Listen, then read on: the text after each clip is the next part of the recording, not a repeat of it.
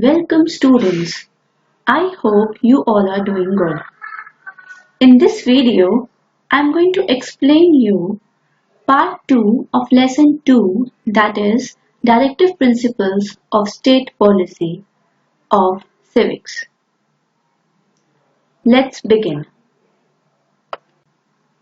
Before part 2, let me brief you about what the part 1 consists of. Part 1 consists of the introduction of the chapter, welfare state, and important fundamental rights. Here, in part 2, the contents are displayed in front of you, that is, Directive Principles of State Policy, Gandhian Principles, difference between fundamental rights and directive principles, welfare activities in the past, and the last, welfare activities today. What do you understand by the directive principles of state policy? At the time of independence, most of India's people were very poor and illiterate. Even a small class of rich people enjoyed the country's wealth, while the poor suffered. There were evils like caste discrimination and exploitation in the society. So, the framers of our constitution had a vision of a society which is based on social justice, equality, and economic well-being. They also realized that this could not be achieved within a short period. So, they laid down guidelines for future governments to be kept in mind while framing laws and policies. These guidelines are called Directive Principles of State Policy. My dear students, several of the directive principles are aimed at improving economic equality, while some are aimed at promoting social justice. Some of the directive principles are also based on the vision of Mahatma Gandhi, that is, with the name of Gandhian Principle. So that part we will discuss it later on. Now, according to the directive principles, the government should do these of the points which is in front of your screen. So let's begin one by one. So the first one is that government should provide work for all the citizens. That means they are the responsible person who should provide work to their citizens. Secondly, the government should provide just and comfortable conditions of the work in the organization. Third, the government should prevent exploitation, especially of children in the society. Fourth, the government should ensure fair distribution of wealth among the people, whether rich or poor, whether men or women.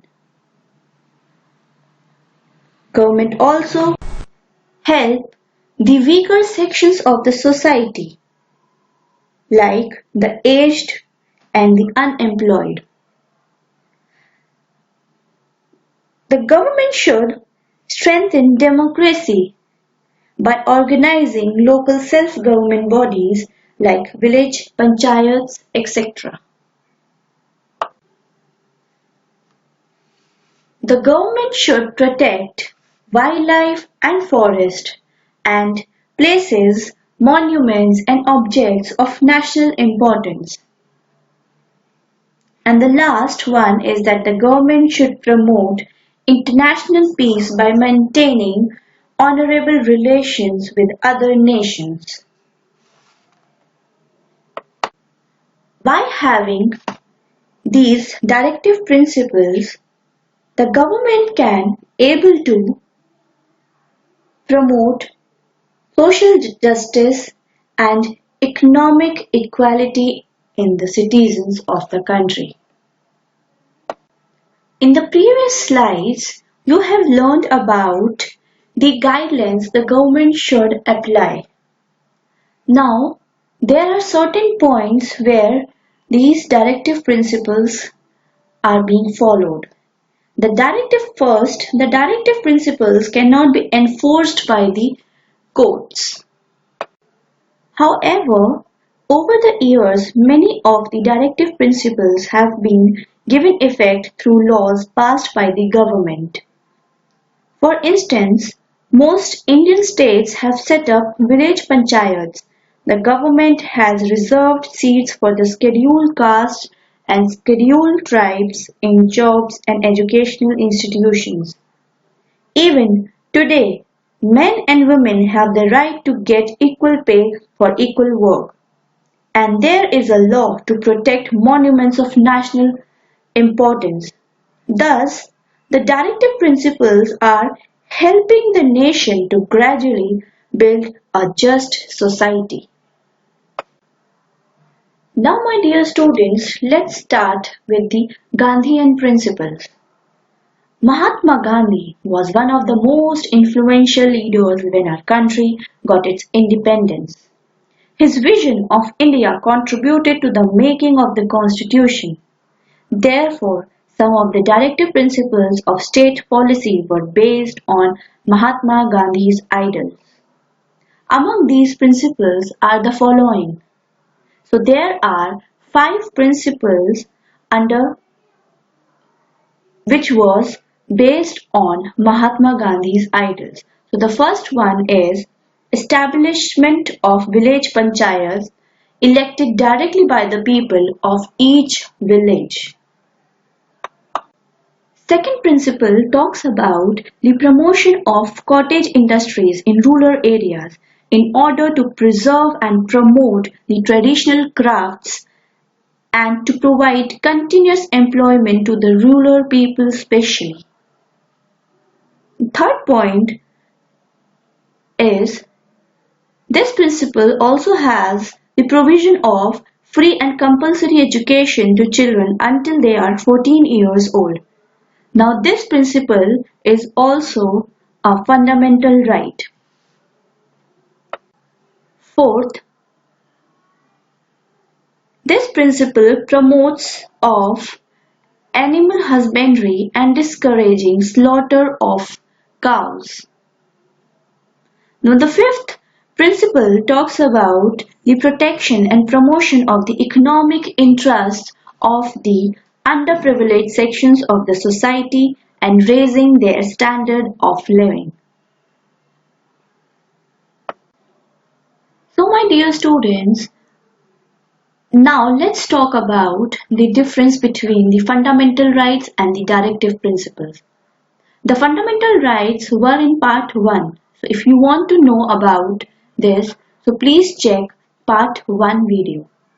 And for directive principles, you have to rewind this particular video. Now let me talk about what all are the differences between fundamental rights and directive principles. So the first one is fundamental rights are contained in part 3, that is articles 12 to 35 of the Indian Constitution, while the directive principles are contained in part 4, that is articles 36 to 51 of the Indian Constitution. Second difference, fundamental rights are the basic inalienable rights and freedoms ensured to every Indian citizen, while directive principles are guidelines for the government and not for the citizen.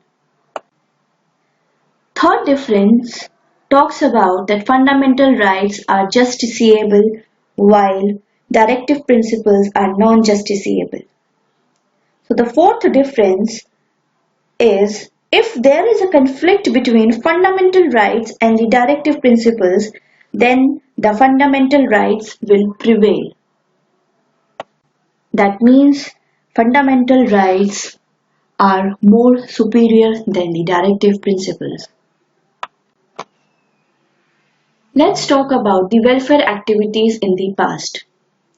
In ancient and medieval India, the king was usually the highest authority. An enlightened king protected his kingdom against external invasions, gave even-handed justice, looked after the interests of his subjects, and tried to promote general welfare. People could approach such a ruler with their grievances. As you have learned how Emperor Ashoka ruled in accordance with Dharma, that is, in the happiness of his subjects lies his happiness, in their welfare his welfare. Whatever pleases himself he shall not consider as good, but whatever pleases his subjects he shall consider that good.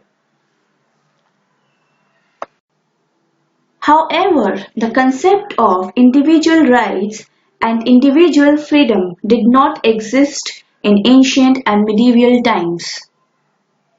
The people had no right to question the king. There was no constitution nor was there an independent judiciary to protect the rights and freedoms of the common man. Let us take a look at some of the activities in the past that benefited a large number of people. So the first one, during the Indus Valley civilization, the administration took care of sanitization in the cities with a well laid out drainage system. The second one, during the reign of rulers such as Ashoka in the ancient period and Sher Shah in the medieval period, roads were built to connect the capital city with the farthest regions of the kingdom. This actually promoted trade and crafts. Rulers planted shady trees along trade routes to give comfort to traders and travelers. They also set up rest houses at regular intervals. Hospitals were built by rulers such as Ashoka and Firoz Tughlaq, which sometimes provided free medical care to the people. The Chola rulers of South India established merchant guilds to promote trade, which in turn brought prosperity.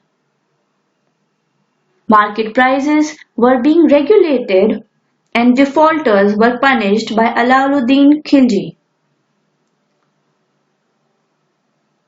Rulers such as Rajendra Chola and Firoz Tughlaq built irrigation canals, reservoirs, and any cuts to increase agricultural production. There were rulers such as Sher Shah and Akbar got the lands measured and assessed before fixing the land revenue rates. This was to prevent overassessment, to ease the misery of farmers during droughts. Some rulers gave loans on easy rates of interest. Dear students, now let's talk about the welfare activities today. Today, the government runs several schemes for the welfare of its citizens, especially the weak and underprivileged sections of the society. These programs are run by both the central and state governments and are implemented through various ministries and departments. Some of the measures include the following. First, schemes related to sanitization, water supply, healthcare, and education are provided by the government. Second, public transport networks such as roads, railways, and airways provided by the government. Third, medical treatment that is free of cost or at very low cost provided by the government hospitals. The welfare activity in today's world. The fourth point includes the free education and midday meals for the children in government schools. Fifth, schemes to take care of senior citizens, and such schemes are called as Atal Pension Yojana. Sixth, affordable housing for people belonging to weaker sections of society, such as schemes Pradhan Mantri Gramin Awas Yojana for the rural poor. Seventh, programs for helping farmers to improve agricultural production and to meet their financial liabilities. Eighth point, there are laws which protects the interest of labor in factories. Ninth point is that easy loans are being provided to women to start their own businesses, and they can form some help groups like maternity benefits also, and some of the protections are also being provided against the domestic violence, etc. The government's welfare work is supplemented by schemes undertaken by the non-government organizations, that is NGOs, which work for the benefit of the weaker sections of society. With that, here I am concluding Lesson 2 of Civics. For further doubts, please contact your subject teachers. Thank you and have a nice day.